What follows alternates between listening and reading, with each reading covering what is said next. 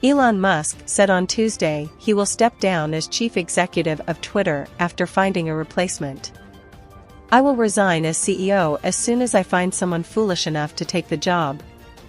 After that, I will just run the software and servers teams," Musk tweeted. This is the first time Musk has mentioned leaving the role as chief of the social media platform, since Twitter users voted decisively in a poll for him to step down, which the billionaire launched on Sunday evening. It is not the first time he has said he will not run the company in the long term. In November, the second richest person in the world told a court in Delaware that he would reduce his time at Twitter and eventually find someone to run it in his place. Calls on Wall Street for Musk to step down had been growing for weeks, and recently even Tesla investors have questioned whether his focus on the social media platform is distracting him from properly steering the electric vehicle business. Musk admitted in the Delaware court hearing he had too much on his plate. He said on Sunday, though, that there was no successor and that no one wants the job who can actually keep Twitter alive.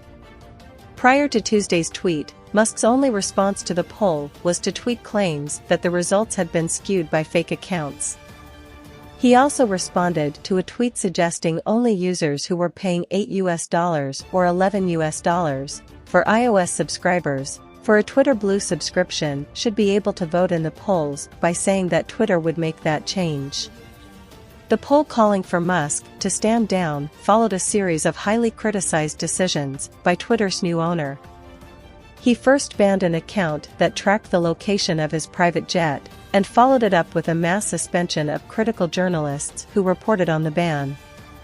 After users responded by announcing plans to leave to other platforms, Musk implemented a new policy banning all links to other social networks, including Mastodon, Instagram and Facebook. The change was made during the FIFA World Cup final in Qatar, where Musk was spotted in attendance with former U.S. President Donald Trump's son-in-law Jared Kushner.